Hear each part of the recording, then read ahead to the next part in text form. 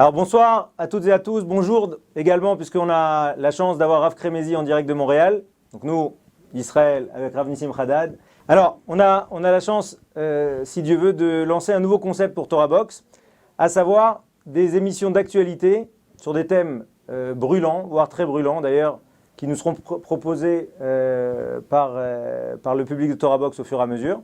Et ce soir, on va discuter de la tchouva et plus particulièrement de la capacité d'une personne à faire tchouva sans clasher avec ses parents. Alors avant de démarrer le sujet de ce soir, d'abord ici à Jérusalem, Rav Nissim Haddad, qui est Rosh Kollel à Kerat Sefer, conférencier connu, notamment Shalom Bayit. Il a écrit notamment Une Alliance éternelle, un nouveau livre qui nous arrive bientôt en français sur l'éducation, et il est conseiller conjugal et accessoirement, c'est un ancien commando de Shimshon, donc c'est lui qui se déguisait en arabe pour aller dans les terres ennemies pour soit glaner de l'information, etc. Mais surtout, il a continué, c'est-à-dire qu'il a pris cette bonne connaissance de l'armée, c'est-à-dire qu'aujourd'hui, il continue à donner des cours à l'armée, à ramener nos frères à l'armée, à réchauffer les cœurs dans des postes de garde assez élevés, 3 la nuit, et Rav Haddad est là.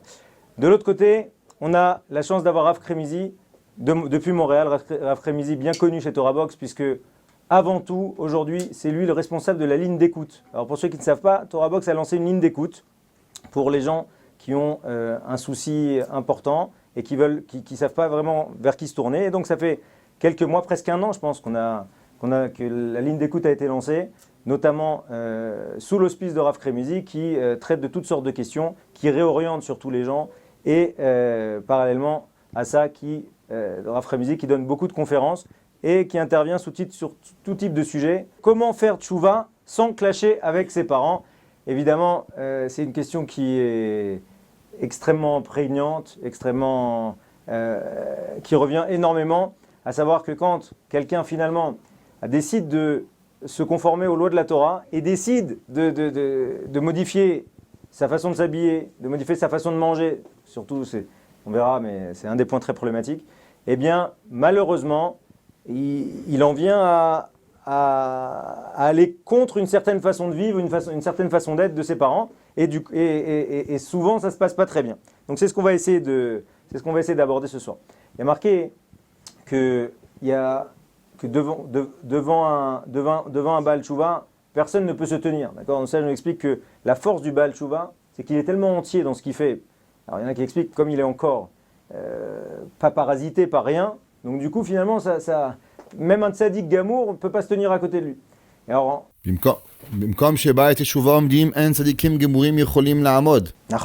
alors maintenant, ce que j'essaie de dire, moi, c'est que en tzadikim gmurim, mais souvent, par contre, le père ou la mère, ceux-là, par contre, ils sont souvent omed bo. C'est-à-dire que souvent, ils se tiennent devant lui parce qu'ils ne comprennent pas, ou parce qu'ils ont du mal à voir leur fils évoluer de telle et telle façon. Si bien que c'est très fréquent de dire, mais je ne sais pas ce qu'il devient ma fille, elle ne sort plus, elle ne voit plus ses amis, et il est bizarre, ils sont en train de lui retourner la tête, c'est religieux, il s'est fait attraper par des Lubavitch, etc., etc.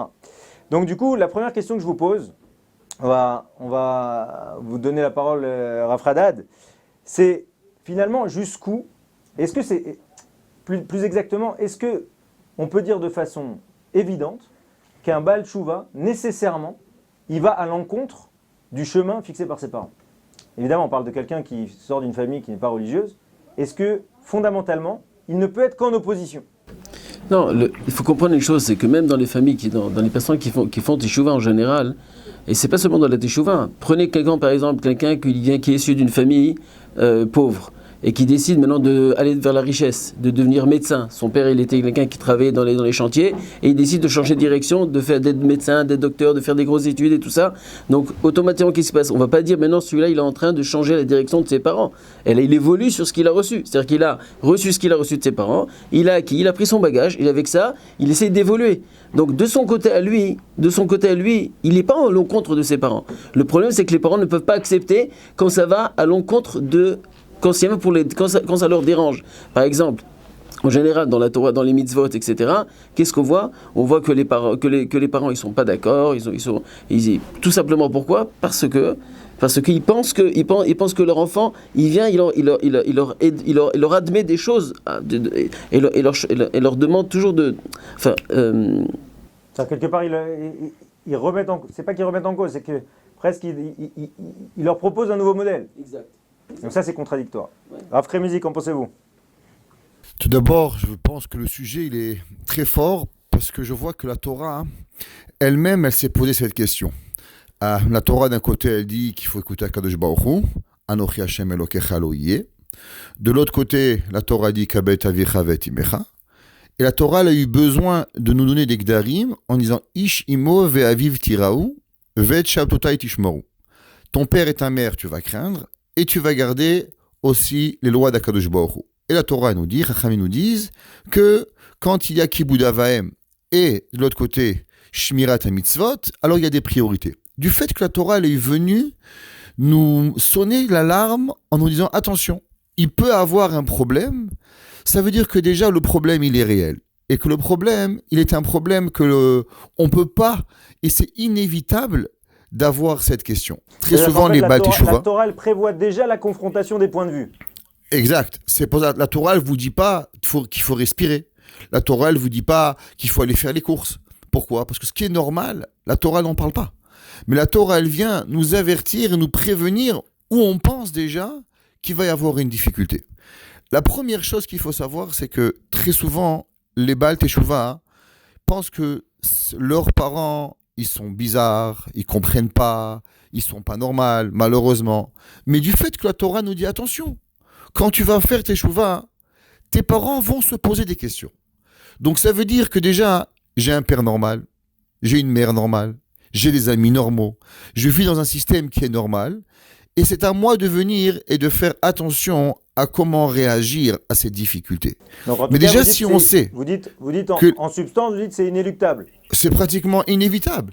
Parce que, vous savez, en Amérique, il y a environ une vingtaine d'années, ils ont voulu faire du ketchup vert. Je ne sais pas si vous avez entendu parler. Ils ont fait des manifestations dans toute l'Amérique pour empêcher que le ketchup soit vert et qu'il reste rouge. Pourquoi? Parce que le monde n'aime pas le changement. C'est une réalité. C'est une bêtise. Mais le monde n'aime pas le changement. L'homme et les femmes, ils aiment garder les traditions, de continuer. Donc quand on a un enfant qui arrive et qui change quoi que ce soit à la maison, s'habiller, parler, les amis, la famille, inévitablement, on arrive à un conflit et on arrive à une difficulté. Et si on n'est pas prêt, alors automatiquement, on va arriver à des problèmes qui sont beaucoup plus grands.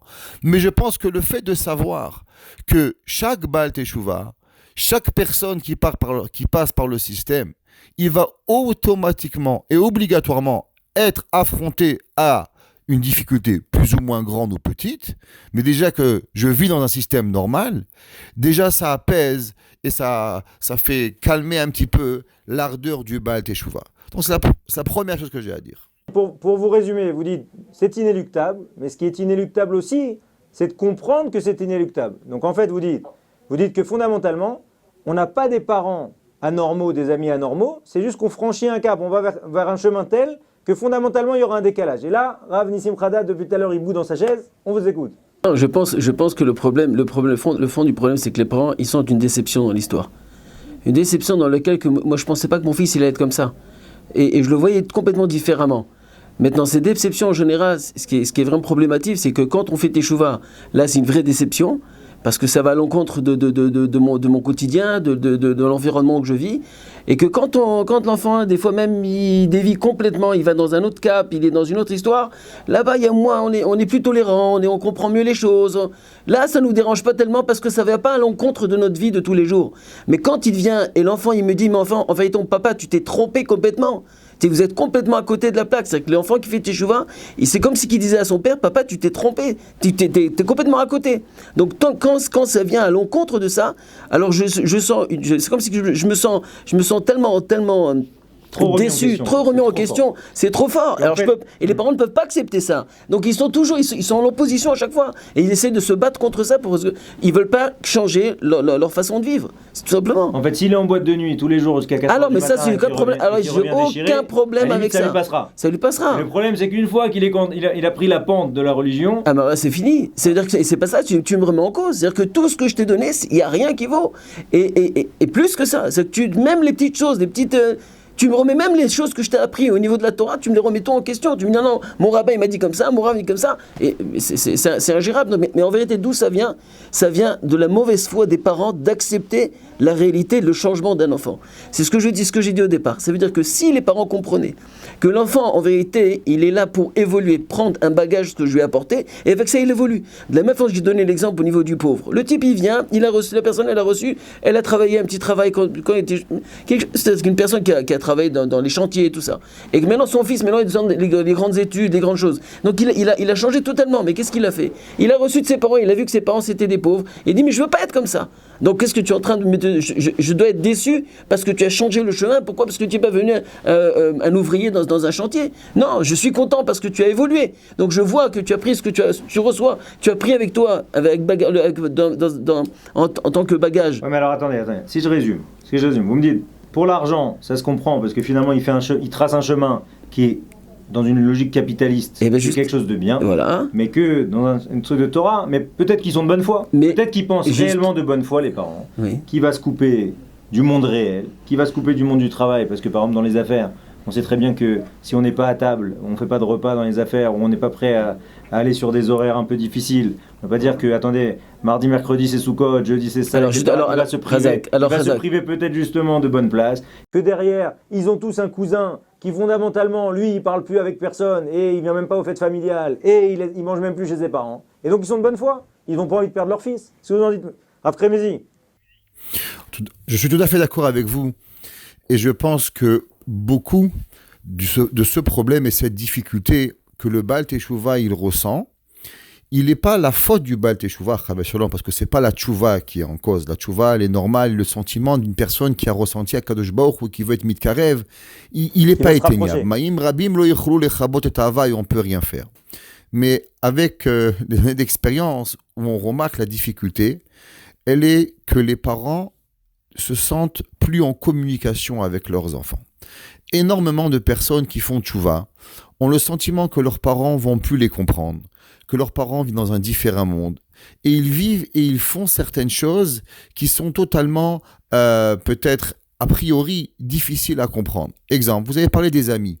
C'est sûr qu'une personne a besoin d'avoir des amis. Le Maharsha, il dit que l'homme, Akadosh Baruch Hu, a créé un homme et une femme parce que l'homme doit vivre en société. On est obligé de vivre en société. Les parents qui voient leurs enfants sans amis, ils ont de quoi s'inquiéter. Une personne qui vit sans amis va finir en dépression. Le problème, c'est que le nouveau Baal Teshuvah a des amis. Seulement, à la place de les présenter à ses parents, il préfère les laisser dehors, les rencontrer à la yeshiva, les rencontrer chez des amis, sans en faire partie, ses parents, de sa nouvelle vie. Et je pense que beaucoup de problèmes pourraient être résolus s'il y aurait plus de communication avec les parents. En expliquant aux parents, voilà papa, maman, je fais tchouva, voilà je me sens heureux, voilà j'ai rencontré un rave, voilà j'ai rencontré des amis, j'ai un nouveau cercle d'amis. Mais si vous voyez votre fils, et que nous, on soit religieux ou pas religieux, qui s'enferme dans une chambre pendant 20 heures par jour, je pense que les parents ont le droit de s'inquiéter. Je pense que des parents ont un certain regard positif et affectif envers leurs enfants, qui est indépendamment de la religion. Mais très souvent, le Baal Teshuvah, il pense, son père ne comprend rien, sa mère, elle est trop émotive, alors il préfère rien leur dire pour pas Alors leur faire la peine. après-midi. Alors automatiquement, juste une seconde, je termine, il ne veut pas leur parler. Et ça, c'est le début du manque de communication qui fait que les parents de Baal Teshuvah se sentent excessivement exclus. Et alors après, quand on leur parle de Torah, la Torah, elle devient négative parce qu'elle a le sentiment qu'on leur a volé leur enfant. Quand totalement la Torah, elle ne veut pas voler l'enfant. La Torah, la première mitzvah, comme vous avez dit, on a commencé à parler du fait qu'il y a une mitzvah d'honorer les parents. Et cette mitzvah-là, on ne peut pas s'enlever de cette mitzvah et s'exempter de la mitzvah à cause qu'on est devenu Baal Teshuvah. Il y a quelque part où elle doit rester. Alors, si je dois résumer, vous dites en fait, Et c'est là toute la difficulté et toute la nuance qu'on doit faire, parce qu'évidemment, il n'y a pas un Baal Tshuva qui ressemble à un autre Baal Tshuva, au sens où, par définition, il doit composer avec une famille différente. Donc, si Il n'y a pas une personne qui ressemble à une autre. Il n'y a pas une Tshuva qui ressemble à une autre, mais par définition. Maintenant, ce que dit Rav Hadad, lui, il dit non. Il dit finalement la violence de remise en cause, elle est telle pour le parent, d'accord, que quoi qu'il arrive, il sortira toujours avec de l'amertume. Et vous dites, il pourra certes sortir avec de l'amertume, mais que fondamentalement, l'amour des parents est tel que s'il y a une bonne communication, et si finalement le Baal Tshuva, il les fait rentrer il fait rentrer les parents dans sa nouvelle vie, il leur présente ses amis, il leur présente leur rave, etc., eh bien, doucement, doucement, l'amour des parents va reprendre le dessus, et en le voyant heureux, alors la pilule passera mieux. C'est ça en gros ce que vous dites. Alors maintenant, je posais une question à Rav Hadad. Rav Hadad, est-ce qu'au-delà de se dire que finalement ils prennent un camouflet les parents, puisque finalement il remet en cause, si les parents ils avaient voulu être religieux, ils n'auraient pas attendu pour être religieux. Même si, attention, il y a quand même des cas qu'on voit, où finalement derrière, les parents finalement ils attendaient que ça, qu'il y en ait un des enfants qui tire une corde, pour eux aussi casser ce Yetzer Hara de pas avancer dans la religion. Ça se voit aussi. Maintenant, ce que je vous demande, au-delà de ça, c'est est-ce que finalement ce Baal Tshuva, qui casse toutes les barrières qui lui ont été posées depuis qu'il est petit, d'aller manger un couscous le samedi après-midi, tous ensemble avec toute la famille chez la grand-mère marocaine, d'aller, etc., etc. Est-ce que finalement, il n'y a pas ici, dans le comportement du Baal Tshuva, une vraie question sur un manque de reconnaissance, une kfouï tova pour ses parents qui l'ont aimé, qui l'ont aidé, etc. et que finalement il est en train de rejeter, d'après ce que vous dites vous. Non, alors moi je pense, on va essayer de séparer ça en deux parties. La première d'abord, c'est qu'un Baal Tshuva doit comprendre et doit être certain que la plus grande reconnaissance qu'il peut apporter à ses parents, au contraire, d'accord, c'est d'évoluer dans sa Torah et ses mitzvot et dans sa teshuva. Maintenant, tout simplement parce qu'on sait très bien que le but de la création, de la création du monde, c'est pour se rapprocher d'Akadosh Baruch Hu, et que si une personne dans ce monde, elle a laissé des enfants qui sont dans le Derech HaTorah, alors quand une personne est dans le Derech HaTorah, c'est le plus grande satisfaction qu'elle peut apporter à son père, non seulement ici dans ce monde, ça, Bezrat Hashem, après quand il se marie, quand il a des petits-enfants, quand il arrive avec ses enfants et ses petits-enfants, en général, après des années de Teshuvah, quand c'est bien fait, alors c'est certain qu'après il y a une grande satisfaction, que les parents après se disent, ah, heureusement, regarde mon fils, comment il est, etc., etc. Mais, mis à part ça, même dans le monde futur. Donc, une personne, donc elle fait Teshuvah, il faut comprendre elle fait un très grand Kiddush Hashem et elle apporte énormément pour ses parents. Donc, déjà, lui, au fond de lui-même, il doit comprendre qu'il est dans les Hémet. Maintenant, la question que tu me poses, c'est qu'au niveau vis-à-vis de la famille, comment ça va passer? Parce que tu capes les capes, tu peux pas manger cette aile, tu peux pas faire ceci, etc. Alors, ça, il faut qu'il y ait une initiative personnelle du Baal Tshuva, d'accord, qui soit un petit peu accompagné par un rave, et qui puisse dire à ses parents, écoute maman, en vérité, écoute, non, moi je veux manger chez vous, au contraire, j'adore ton couscous, j'adore tes boulettes, j'adore tout ça, mais il faut que tu comprennes que voilà, s'il y avait une certaine cache-route, tu sais quoi, alors je vais t'aider, je vais prendre la vaisselle, c'est moi-même qui va la prendre, je vais tout faire, parce que j'aime te manger. Quand les parents, la maman ou la grand-mère vient, elle parle du niveau émotionnel, elle dit qu'elle a un problème, ah tu veux pas manger mon couscous, ah c'est comme si tu veux plus manger chez moi, mais c'est pas au niveau de la cache-route. Si on comprenait, moi je me rappelle, il y a plusieurs années, quand c'est ce que c'est avec chez les Tunisiens, avec l'artichaut qu'on doit mettre avec la vinaigre et tout ça. Je dis mais on peut pas manger des artichauts comme ça, des artichauts c'est pas possible. Mais qu'est-ce qu'ils sont très proches, je les ai achetés chez PRF. Je lui dis écoute, tu veux je te montre? Je me rappelle ce jour-là. Et c'est là que ça a tout changé. Je dis regarde, tu viens d'acheter des artichauts. Regarde ce qui se passe. Je les ai pris un par un. Je les ai coupés en deux. Il fallait voir toutes les fourmis qui étaient à l'intérieur. Dès qu'on a vu ça, je me rappelle, tout a changé dans la famille et c'est incroyable. Depuis des années de ça. Quand j'étais mamage au début de ma teshuva, quand j'étais jeune, j'avais peut-être 16, 15, 17 ans, je commençais à... J'ai dit regarde maman ce qui se passe. Et dès qu'elle a vu ça, elle dit waouh. Et du coup, tout on a commencé à changer. Mais il y a eu une bonne volonté de la part je parle même de mes parents personnels, mais quand il y a la bonne volonté des parents à vouloir aller dans le sens des enfants et pas aller contre, penser qu'on va être non, c'est contre eux qui font ça, etc. Alors Rav Remizi, par rapport à cette question de la reconnaissance, si on part sur le principe que finalement, et ce que vous dites vous, c'est que la difficulté, en réalité, quelque part, il faudrait qu'il y ait un conseil en communication pour les Baalei Tshuva, pour que justement ils arrivent à faire à mieux communiquer avec leurs parents. Maintenant, au niveau de la reconnaissance, Si quand vous avez un parent qui vient vous dire mais c'est pas possible, après tout ce que j'ai fait pour lui, il veut plus manger chez moi, il me regarde plus, il me présente même pas, etc., etc. Pour vous, c'est pas un problème de reconnaissance? Qu'est-ce que vous diriez à un parent, ou qu'est-ce que vous diriez plutôt à un élève à vous de la yeshiva, d'accord, qui a été très fort, parce que qui est maintenant qui a déjà rejoint votre yeshiva, il a fait vite, et au final qui a coupé les ponts avec ses parents, et qui vous dit de toute façon, bon, j'ai rien à leur dire finalement. Tout d'abord, je ne dirais jamais à quelqu'un de quitter les ponts, de quitter les liens et de couper les liens avec ses parents, parce que je pense que Akadosh Baruch Hu nous donnait des parents, et les parents, quelque part, ils font partie obligatoire de notre cheminement. Et si Akadosh Baruch Hu voulait que je vive et grandisse dans une famille de Bnei Torah, alors il m'aurait envoyé là-bas.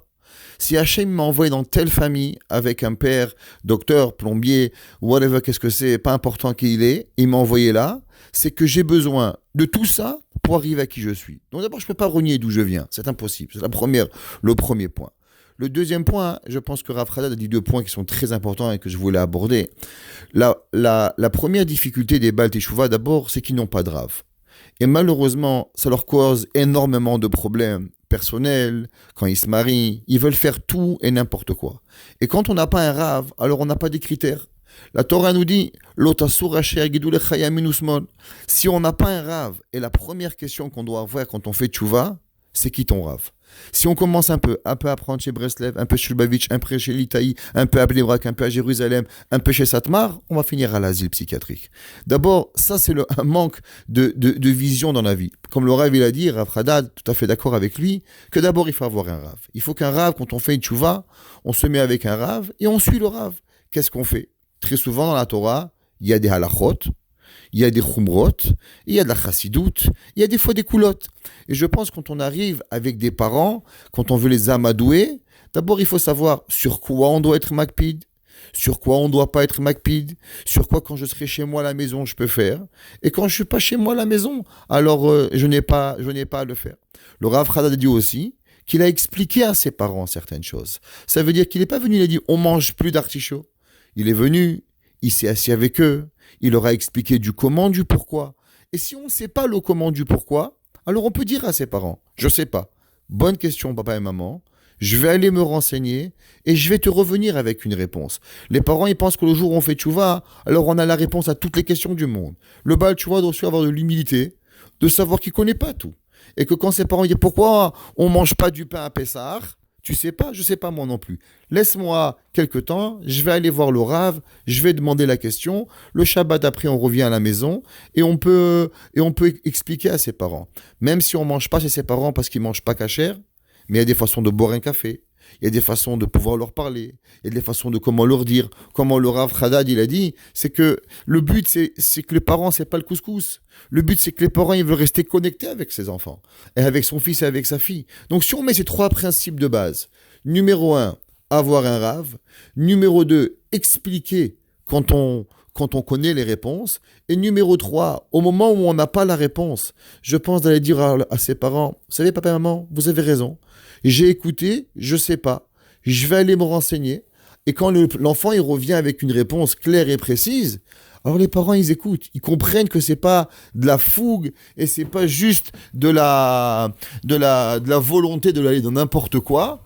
Alors les parents ils réagissent beaucoup plus. Je pense je vais juste terminer avec un dernier point qu'il faut jamais oublier, que chaque parent, même que beaucoup de parents ont beaucoup d'ego et que très souvent c'est difficile et qu'en vérité le problème de leur enfant, comme il a dit le Rav Haddad, c'est peut-être pas le Baal Teshuvah, mais c'est qu'il perd le contrôle. Mais je pense qu'au-dessus de ce contrôle que les parents veulent, je pense qu'ils ont un amour envers leurs enfants.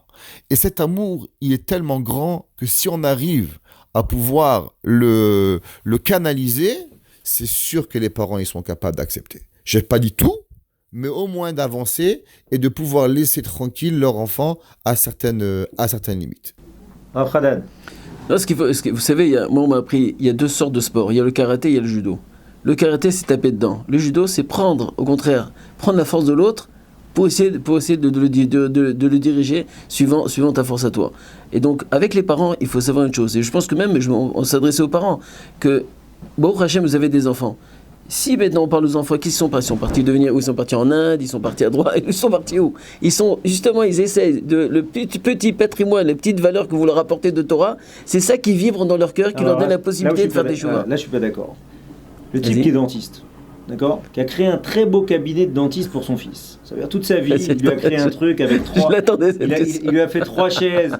Toute sa vie, il a un fils unique, d'accord, Monsieur Lévy, il a un fils unique, d'accord.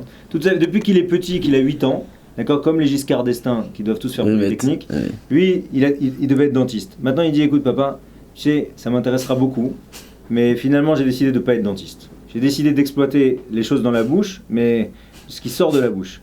Ça veut dire que, fondamentalement, vous lui cassez tous ses rêves. Le père, ça fait 15 ans qu'il a tout monté, il a inscrit son fils en dentiste. Et le pire, c'est pas ça. Le type, il a arrêté dentaire en 4e année. Ça veut dire qu'il lui a mis un coup de poignard dans le cœur. Vous voyez ce que je veux dire?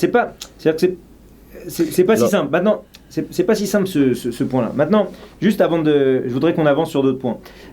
Si maintenant, bon, on a bien compris. En tout cas, on a bien compris de vous. Non, mais excuse-moi, parce que tu viens d'expliquer là, au niveau du 4e année, en général, quand quelqu'un il est déjà assez bien avancé dans ses études, je pense pas, même quand il est en voie de teshuva et tout ça, la majorité des rabbins diront finis ton diplôme et après. Il va finir. Non,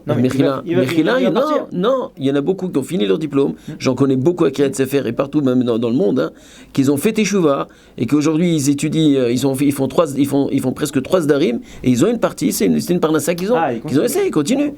Moi, c'est pas de ça. Parce que moi, je connais toute une partie qui a fini le diplôme, qu'il a donné à leur père pour dire écoute, papa. Bon, mais c'est parce que dès le départ, ils voulaient. Non, mais ça, alors parce que c'est que dès le départ, ils voulaient pas être dentiste. Vous avez raison que des fois, c'est pas possible. Par exemple, il y a certains qui sont rentrés dans certaines spécialités où on doit être Mechalel Shabbat pour les faire. Je ne sais pas comment ça avance chez vous, mais par exemple, au Canada, il y a certaines spécialités en médecine où on ne peut pas être Shomer Shabbat. C'est impossible.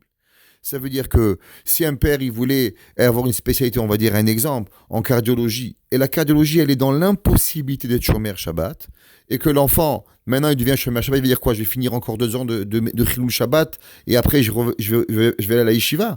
C'est vrai, il y a des fois où certaines personnes doivent faire certains choix, parce que la Torah, elle rentre en compétition, et en itnagdout, et à l'encontre de tout ce qu'ils ont fait jusqu'à présent. Et des fois, c'est véritablement qu'il y a des parents qui n'arrivent pas à le supporter.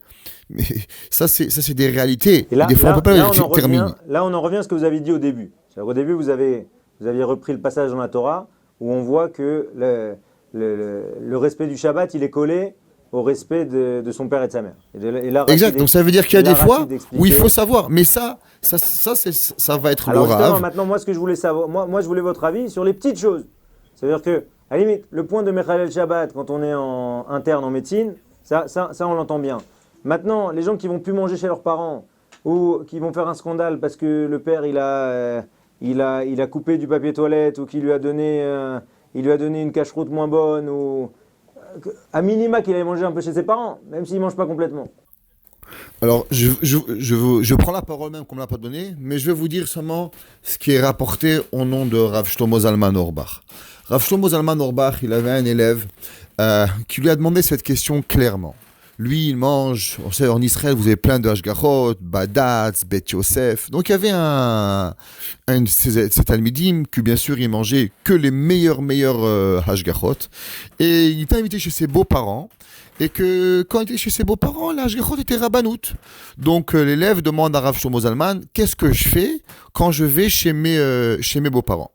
Rav Shlomo Zalman lui répond, et c'est écrit dans les tchouvot, il dit, regarde, moi quand je vais dans un mariage, très souvent, je rentre dans un mariage où la hashgacha, elle n'est pas ce que je mange. Elle est beaucoup moins, on va dire, moins de khumrot de ce que je mange. Et il y a 2 choix. Est-ce que je mange ou je m'abstiens de manger? Et Rav Shlomo Zalman lui dit, je mange même des choses que je ne ferai jamais rentrer chez moi. Il lui dit, il faut savoir qu'à la fin, tout est kasher et on ne parle seulement de khumrot. Nous avons reçu été mekabel de nos rabbanim, et c'est ça que je voulais dire, j'en ai parlé un petit peu au départ, qu'il y a une chose qu'il faut savoir. Il faut bien connaître la halacha avant de dire ça c'est kasher et ça c'est pas kasher. Quand on est chez ses parents, quand on prend leur argent, quand on vit chez eux, quand on compte à eux pour pouvoir se marier et ainsi de suite, je pense que c'est pas la place à faire des khumrot. Il y a la khumra du manger, et il y a la khumra dans Kibboud Avahem, et il y a la khumra dans Tsahar de chez ses parents, et je ne pense pas qu'il y a une mitzvah qui peut aller sur une khumra par rapport à une halakha. Si on peut, halachiquement, permettre certaines choses, il est notre devoir de le faire pour ne pas être ouvert sur un Issour Torah de Kibboud Avahem. Si la Torah nous interdit, une seconde, la Torah nous interdit, là on n'a pas le droit. Mais si on parle d'une khumra, et même si c'est juste strict la halakha, je pense qu'il est normal aux rabbanim d'éduquer les gens à savoir qu'est-ce qu'on fait chez soi et qu'est-ce qu'on fait chez les autres. Alors plus que ça, Rav Hadad, si on connaît, on entend beaucoup de cas de gens de Torah qui ont dit ça y est, moi de toute façon c'est tellement pas cachère chez mes parents que je peux plus aller là-bas. C'est ça la Torah ? De couper les parents les enfants des parents ? Encore une fois, on revient avec le même problème.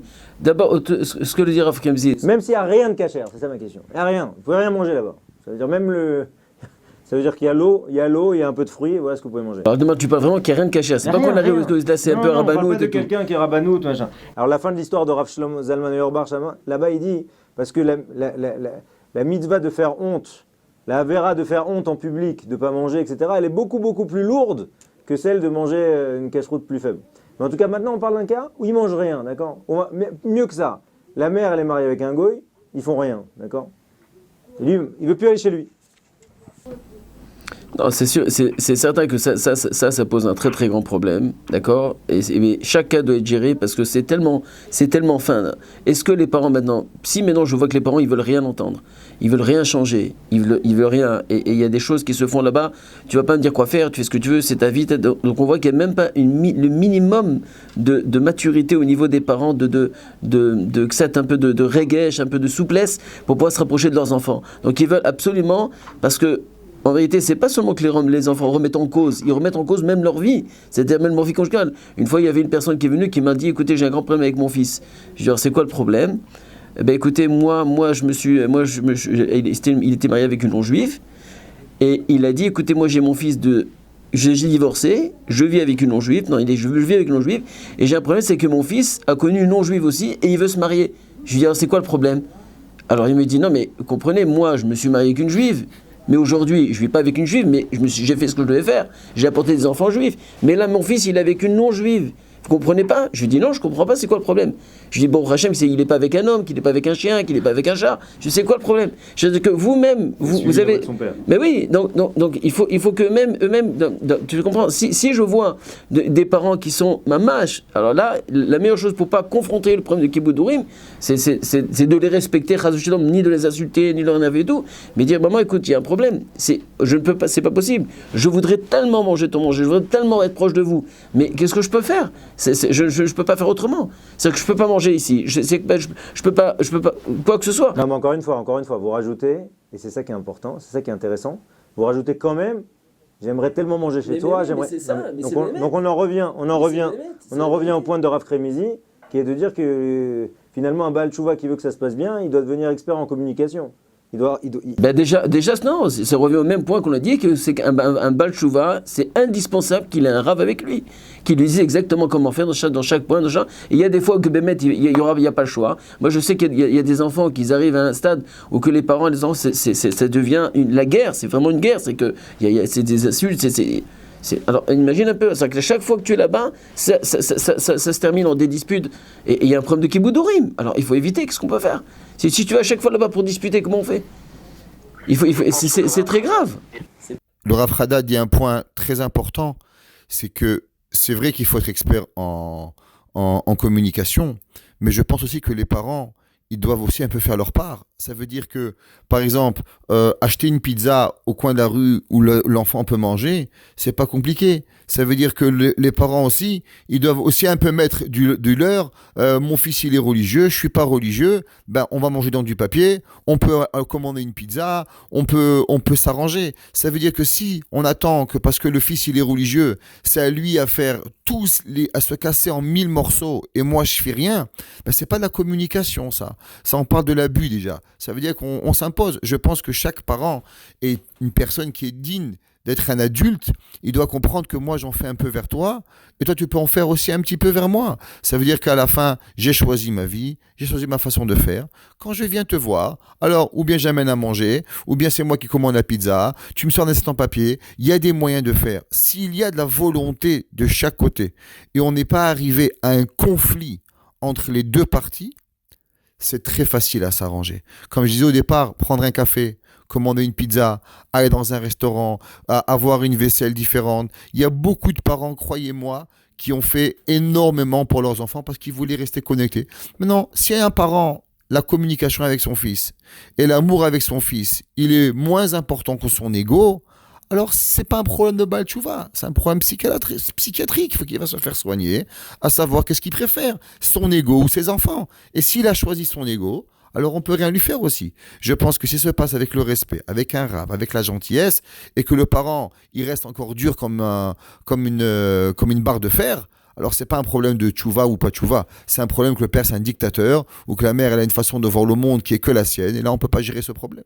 Alors regardez, j'avais une autre question. Il y a... Et de plus, c'est qu'en général, on voit souvent que quand un enfant il commence à se détourner complètement, il vient avec la petite boucle d'oreille, avec sa copine, etc. Là, il y a de la tolérance, on accepte, tout va bien, ça se voit bien et ça pose aucun problème parce que ça change pas ma vie. Bah oui, mais si maintenant, tu commences, maintenant tu me dis ah non, il faut que je vais à la synagogue, ah il faut que je dise ah je peux pas ça, c'est-à-dire que tu rentres dans ma vie privée, là je peux pas. Donc c'est un mauvais choix des parents.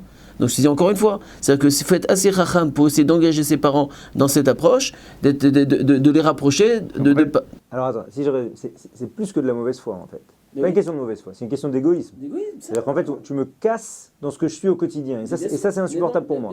Maintenant, ce que dit Rav Kremizi, c'est qu'en fait, c'est les liens qui unissent l'enfant et le parent. C'est l'enfant qui tombe dans les bras de son père, qui lui dit « je t'aime papa, je t'aime maman », etc. et inversement, qui font que c'est ça, cette chaleur et cette volonté de rester connecté, sur lequel il faut travailler parce que c'est ça qui fait que ça peut bien se passer. Nahon, Rav Kremizi ? Il n'y a que ça. Comment vous acceptez qu'un père qui habite Bnei Brak, qui a grandi je ne sais pas où, et que malheureusement il a un fils qui est sorti du derrière, et il est capable de le prendre, il est capable de l'aimer, il est capable de le recevoir. Il va à l'encontre de toute sa famille, de tout ce qu'il a rêvé pour son fils. Et sur ça, on est critiqué s'il y en a un qui ne le fait pas, tout le monde est critiqué. Et de l'autre côté, quand on a un qui devient religieux, qui impose rien à personne. Parce qu'il faut comprendre aussi que le Baal Tshuva, il n'a rien à imposer à son père. Il n'est pas décidé si son père va être Shomer Shabbat ou pas. Lui doit se comporter correctement. Lui va venir. Il n'agresse personne avec sa religion. Le maximum, c'est qu'il se replie sur eux-mêmes. Mais là, ça fait un scandale. Ça veut dire qu'il faut savoir qu'au départ, il n'y a qu'une seule chose qu'il faut se poser la question véritablement. À combien nous aimons nos enfants pour eux? Et à combien j'essaye de vivre mes rêves inaccomplis et inachevés sur le dos de mes enfants. Alors maintenant, moi j'ai une autre question. Énormément de rêves qui n'ont pas pu le faire, alors ils pensent que quand leur enfant va le faire, c'est comme si qu'ils l'ont fait. Bon, mais c'est un problème psychiatrique, ça. On ne peut pas gérer ça. Ça, il faut comprendre que mon fils, je l'aime. Ah, vous êtes dur. Vous êtes dur avec la projection sur les enfants. Un père, il se projette sur ses enfants, c'est pas nécessairement psychiatrique. C'est une personne qui n'arrive pas à concevoir que je dois aimer mon fils pour lui-même et que lui, il a des choix et que lui, il doit sortir le mieux qu'il est. Et si je veux obliger mon fils à devenir ce qu'il n'est pas capable... Attendez, Kvodara. Là, c'est déjà un vrai niveau de maturité d'un parent. Là, on n'est pas dans du parent simple. C'est-à-dire que un parent qui est... Il doit arriver à ça, il doit arriver à cette conclusion, mais c'est pas simple. C'est pas simple pour un enfant de dire il choisit son chemin, c'est le meilleur chemin pour lui, je suis très heureux pour lui.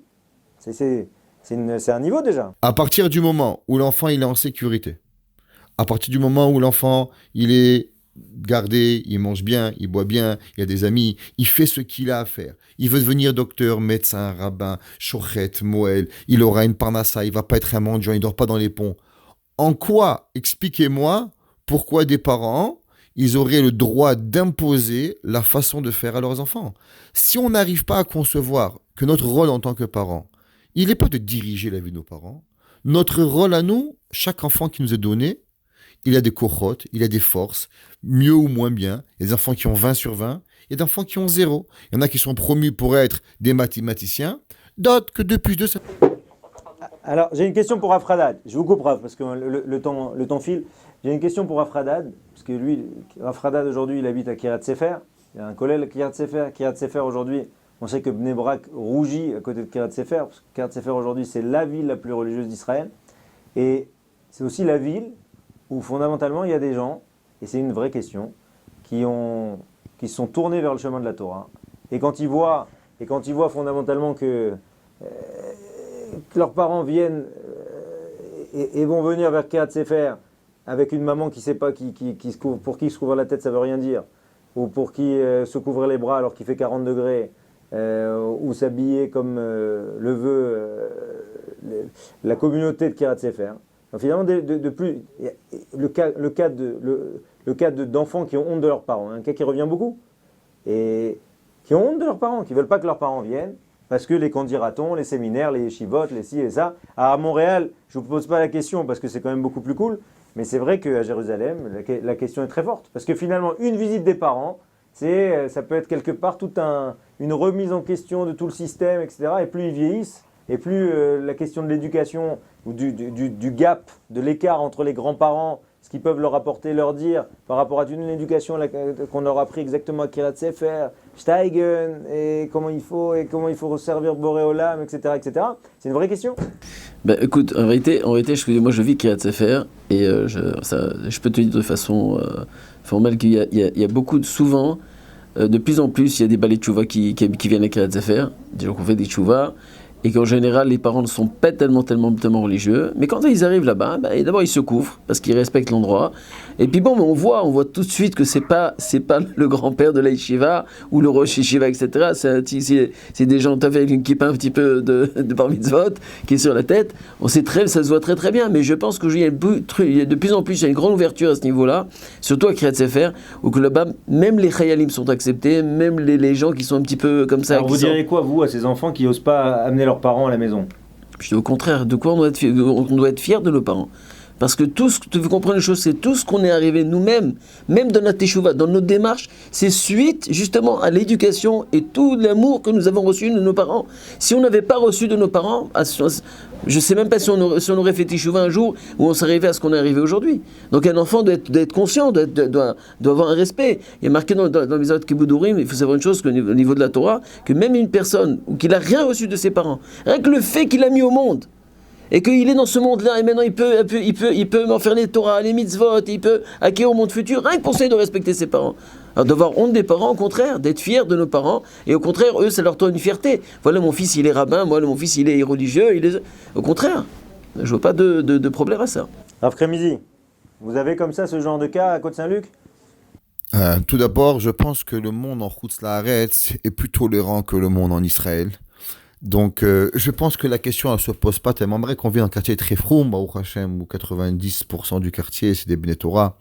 Mais comme le Rav Hadad, il a dit, c'est difficile à entendre en tant que Rav que des personnes auront et même ont ce sentiment de honte envers leurs parents.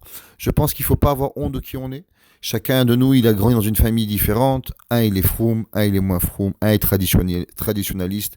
Et qu'on ne pourra pas le cacher. On va faire des bar mitzvahs, ils vont venir. On va faire des mariages, ils vont venir. Quoi, je vais les abandonner de ma vie? C'est une réalité. Et le jour où vous allez avoir une fille à marier, vous inquiétez pas. Ils vont aller voir vos parents, vos grands-parents, même vos arrière-grands-parents. Alors la réalité, vous n'allez pas la cacher. Et vous vivez dans un monde de rêve. Je pense que ce monde de fantasme, qu'on est tous parfaits, fils de Rabbanim, fils de Rosh Yeshivot, fils de Gdolé Ador, c'est un monde qui veut rien dire. On est tous différents. On a des parents différents. On a des parents traditionnalistes. On a des parents, Shboch Hashem, il y en a qui ont des parents Rabbanim, Shochatim, Dayanim, chacun avec ce qu'il a.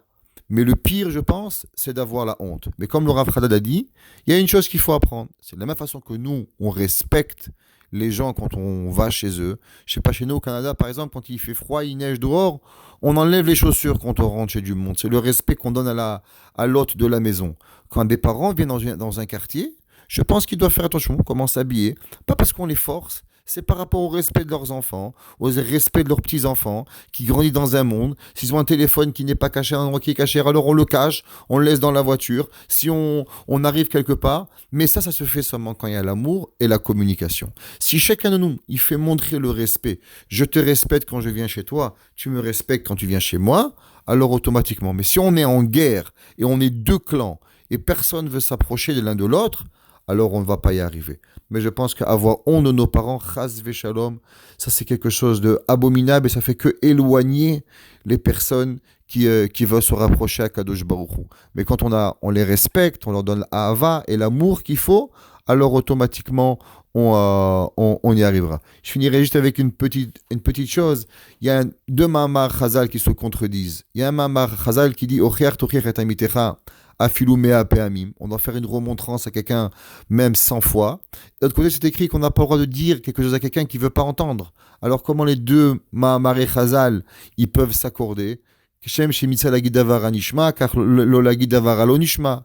Et j'écoutais un jour d'une grande personne qui fait énormément de bal et teshuva, et qui disait qu'avant de faire une tochacha, il faut s'assurer d'avoir dit bonjour et apprendre des nouvelles de la personne 100 fois. D'abord, va voir comment elle va voir comment elle se sent, connecte et crée avec elle un lien de 100 fois bonjour, de 100 fois d'appel. Alors après, mais tu pourras venir et avoir une tochacha. Et nos parents, je pense que notre famille, avec qui on a peut-être la plus grande mitzvah de tochacha, elle ne passe qu'à travers ces 100 fois de s'assurer comment ils vont, de savoir s'ils ont besoin de quelque chose, de ce que je peux leur donner. Et si pendant 100 fois je l'ai fait, alors avec la prochaine fois, quand je ferai peut-être une petite ehara, je dis bien ehara et pas une tochacha, c'est sûr qu'ils pourront écouter et pourront vivre ensemble en harmonie. Rafradat. C'est un point que je voudrais aussi te rajouter, c'est que quand on parle de Baal Tchouva en général, alors les Baalei Tchouva, au départ, on s'attarde beaucoup sur la pratique, au niveau de ce qui est moutar, ce qui est assour et tout ça, sur les petits détails. Et alors on se dit, bon, les petits détails, mes parents ne le font pas, donc moi je suis plus important, et au ce moment il y a toujours cette argacha-là, que j'ai honte d'eux, etc., etc. Mais seulement il faut savoir aussi qu'en réalité c'est complètement faux, parce que les parents, il faut apprendre à voir toutes leurs valeurs, et parce que ils ont aussi un vécu, ils ont des choses qui se sont passées. Moi, je connais des gens qui sont très, très, très, très simples, mais ils savaient les mitzvot, qui faisaient des choses que même les gens qui pratiquent à la lettre, la cacheroute et tout ça, ils sont loin, loin, loin de se rapprocher de leur façon, comment ils se conduisent du jour en jour, avec du chesed qui est inimaginable. Attention, Rafradat, pente glissante.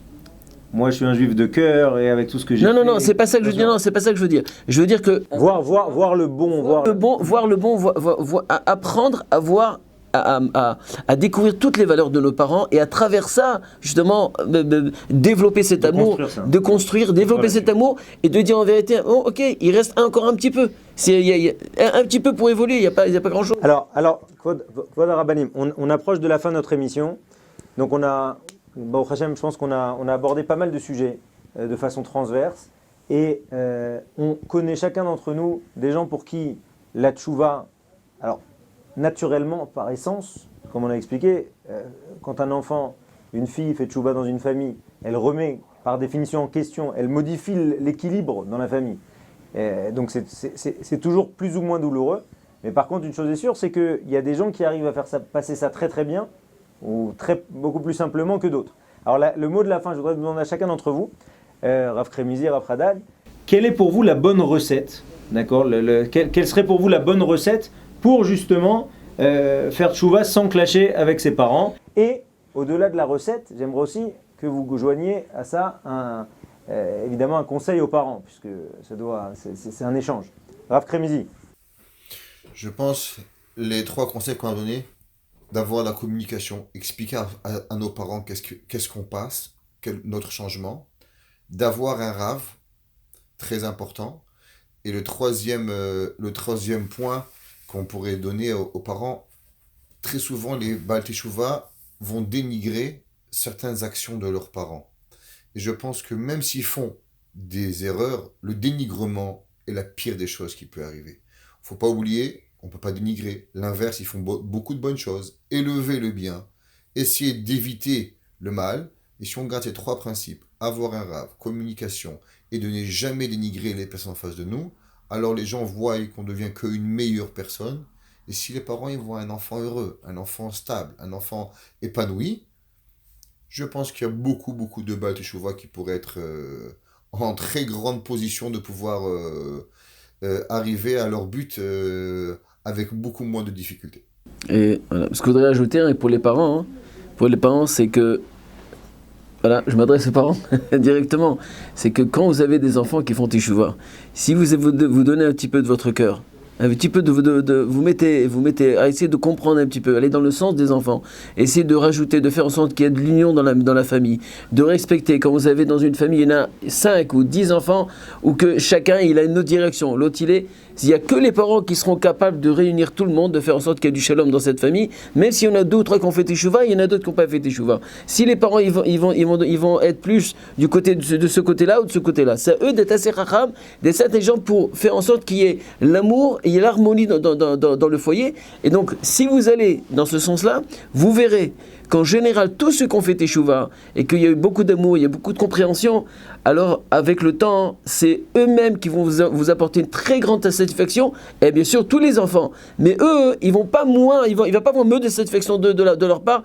ne serait-ce Bezrat Hashem quand ils vont se marier, pour qu'ils vont des petits-enfants, qui vont venir, ils vont les respecter. Et ça, Rabotai, on le voit avec le temps, que toute personne qui ont fait teshuva et qui ont eu une bonne radracha, comme il est rapporté à Sel Harav, Vistalek Minasafek, et qui a eu un Rav qui les a suivis, qui les a éloignés de toutes les mauvaises choses, etc., qui les a aussi dirigés dans le bon côté, et qui a créé en qui cette combinaison de qu'est-ce qui est permis, ce qui n'est pas permis, etc. Alors avec le temps, on a vu que tous ces enfants-là, à la fin du compte, c'est les parents qui ont eu une grande satisfaction de ces enfants-là. Pourquoi ?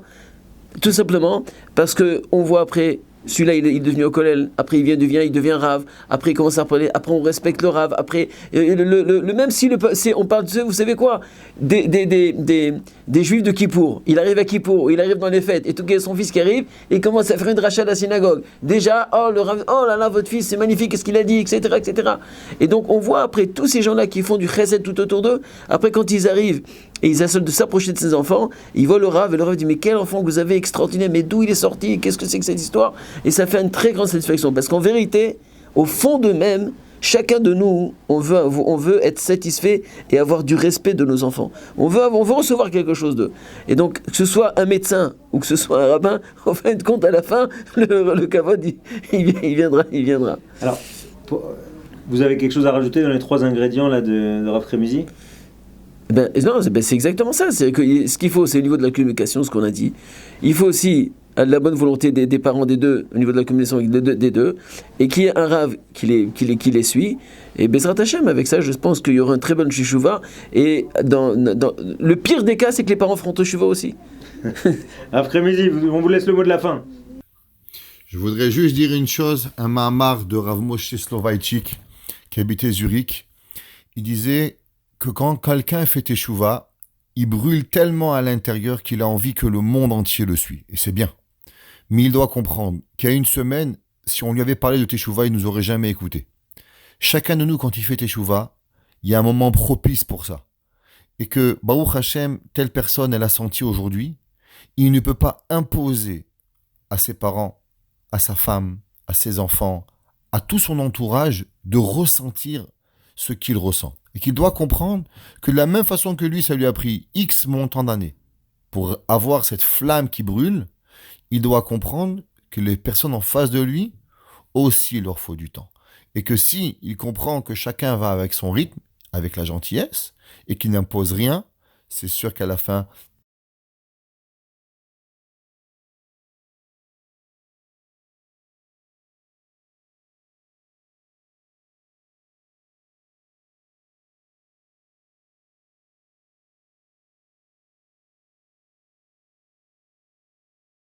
Amen, Kenny Ratson, merci beaucoup. Donc, bon, un feu qui réchauffe et pas un feu qui brûle. Que des bonnes choses, Rav Kremizi. Merci beaucoup, Rav Haddad, pour votre participation et à la prochaine.